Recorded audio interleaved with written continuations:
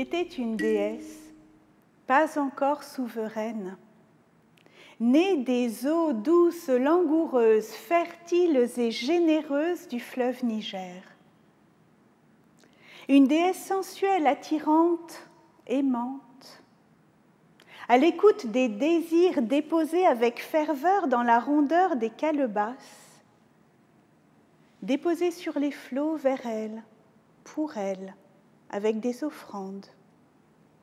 Si sa magie opérait, la vie sur terre embellissait, alors Yemanja, la déesse, souriait aux plaisirs offerts.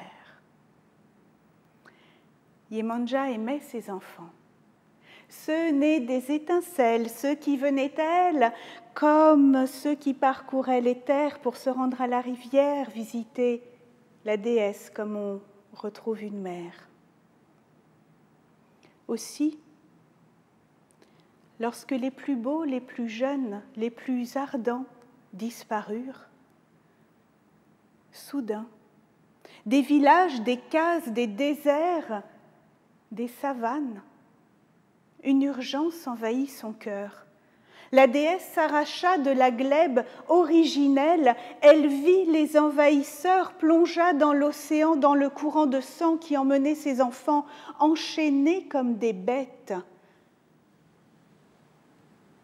insultés dans leur âme, martyrisés dans leur être. La divinité se fit sirène pour combattre les vaisseaux innombrables, puissants, les voiles gonflés par le vent de la cupidité. Impuissante, elle crut périr, noyée par le chagrin. Yemanja pleura son chant de larmes. Il berça leurs âmes. Au-delà de l'horizon, si loin du fleuve Niger, sur les terres de braise où fleurira le coton, les nouveaux baptisés feignirent d'oublier leurs noms, leurs origines. Dans le secret des nuits, des lunes, des tambours, résonnèrent les savoirs, les cultes, les magies des royaumes bantous, Yoruba, Ashanti. La déesse retrouva force et pouvoir. Elle redevint la belle, l'irrésistible Yemanja. Puis elle s'unit à Orishala, le maître de ses terroirs, lui offrit une prodigieuse descendance, Ogun, dieu des forgerons et du combat. Shango, dieu du tonnerre et des éclairs, Oya, maîtresse des vents et des tempêtes, Oko, déesse de l'agriculture, Ososi, dieu de la chasse. Tous redonnèrent aux esclaves courage, espoir, résistance.